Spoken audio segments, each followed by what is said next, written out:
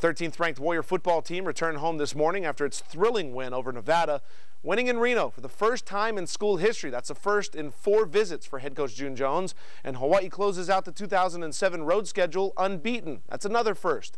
But more importantly, Hawaii is 10-0 for the first time since 1925, before Hawaii was in the WAC, before UH even played an entire collegiate schedule, before Hawaii was even a state. But this time, it's Hawaii making their mark in his history at game start. The big news was Colt Brennan was not going to start for Hawaii, but would be available. Tyler Grunke got the nod despite a quick visit by the Heisman candidate and Inoki Funaki. It was Grunke's game to win or lose, but because Brennan took 2 snaps in this game, a couple of his streaks were broken. Brennan's streak of 34 straight games with at least a touchdown pass and 34 games with at least 200 yards passing, that all came to an end. He finished with 2 attempts for 21 yards. The junior from Arizona, Grunke, completed 33 of his 46 pass attempts, 358 yards and 2 touchdowns through the air, 1 through on the ground as well. Jason Rivers has a new WAC record of 47 consecutive games with a catch. He had 4 for 26 yards and the Warriors' first touchdown of the game. Devon Best didn't get into the end zone, but he did help him get there. 12 receptions for 137 yards. He has the WAC record now for career receptions with 266. Ryan Grice Mullins accounted for 79 yards, and C.J. Hawthorne had 5 receptions for 112 yards, all contributing to Grunke's second win as a Warrior. Oh, it feels amazing, and it's just great to be a part of something special, and this team is very special, and everybody just played with all their heart and just believed till the last minute. Coach said to play 60 minutes is going to be a dogfight, and that's exactly what it was. Devon was saying poised, be poised, be poised the whole game. Just poised, poised. That was the key word, man. We stayed poised, we believed, and the Lord just got us through it. While Grunke and the Warriors' defense kept Hawaii in the battle, it was ultimately put not in the hands, but in the leg of Dan Kelly. Through 2 timeouts and a reboot, Kelly came through for his team a 45-yard game-winning field goal with 11 seconds on the clock. Basically, I knew, I heard the whistle blow before even the snap came, but just went through the motions and kicked a field goal. So, I mean, I could have stopped. I could have not even approached the ball, but you know, it's like, hey, it's like a practice run. He's giving me a free one. So, it's a good all-around feeling knowing that I did my job so our team could be a success. So, it's one of those things where it's just builds on your confidence and just makes you even better for the next time it comes up. Now, of course, Kelly credited the kick to extra work he put in this past week when he challenged yours truly to a game of field goal horse in this week's edition of Go Johnny Go. How much do you think John Veneri helped you warm up for that kick? Well, I'm not going to lie. It definitely made me focus more on technique with that kid being around. Yeah, that whole experience is very entertaining, and I'm glad I got an opportunity to do it. But yeah, it was definitely nice. Actually, it was nice because it got me a chance to relax and take my mind off everything. So it was, I'd say, actually it probably did help me a little bit. I love it. He called me a kid. So it all comes down to this Friday. Hawaii will face Boise State in what has become the WAC championship game. Winner leaves with the title. For Hawaii, it would be the first ever outright championship. 1992 and 1999 were both shared titles. And we probably don't have to remind anyone a win, and Hawaii keeps its BCS hopes alive. And of course, we'll have national rankings tomorrow night. It is the kick that kept the Warriors' perfect season and BCS Bowl hopes alive, and the man who made it happen says he knew he could do it. Good evening, everyone. I'm Stacy Lowe.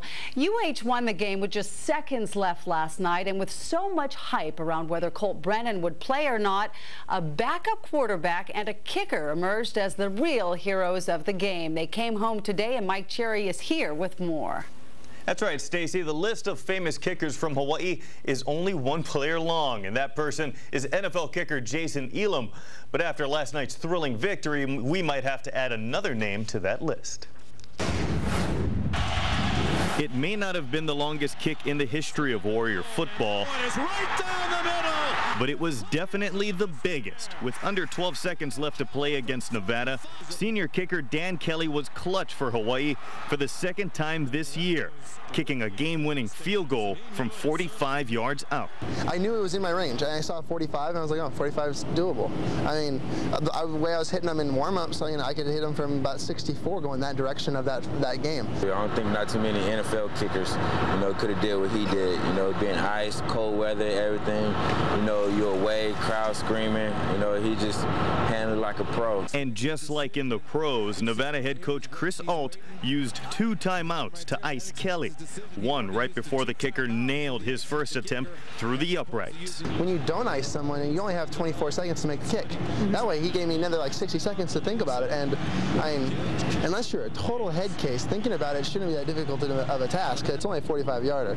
So, I mean, thank you to, I don't even know the guy's name, but whoever coaches Nevada, thank you. And no one was more thankful for Kelly's accomplishment than his teammates and head coach. To see all my teammates be that excited like that, and to see Coach Jones smile as big as he did, that was incredible. I don't think I've ever done anything where he actually gave me a hug and smiled at the same time. It was, I don't think it's ever happened in my career, and that's one of those things where I'm going to hold on to that more than I'm going to hold on to the win.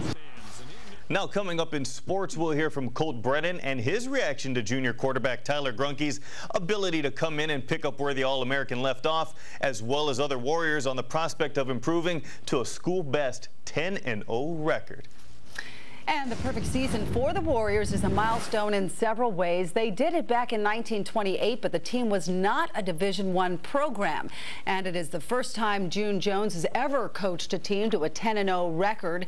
The only other team with the same record this year is Kansas. And all this sets up a sellout game Friday between 18th-ranked Boise State, who the Warriors haven't beaten since 1999. Most of the state is still talking about the Dan Kelly kick heard round the islands, but somewhat lost in all of that was how well quarterback Tyler Grunke played to put the Warriors in that game-winning situation.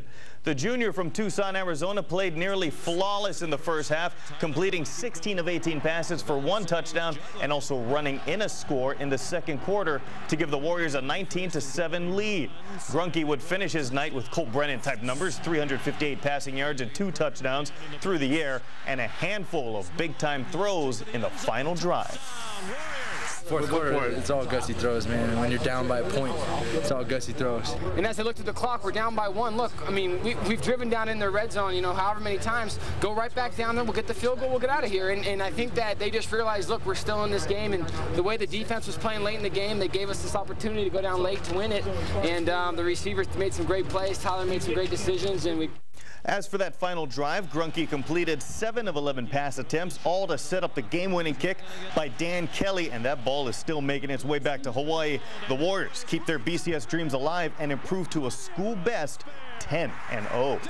It's just a testimonial to how hard our team works. And yeah, we get absolutely almost near no respect from anyone on the mainland, but that's just, we're just out here playing football, having fun.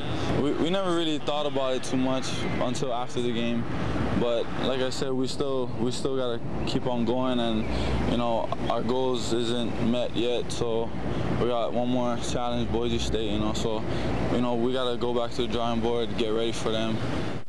So the Warriors' first win in Nevada gives them the longest winning streak in the country, dating back to last season. Hawaii has won 11 straight games. Next up for the Warriors, Boise State visits Aloha Stadium the day after Turkey Day.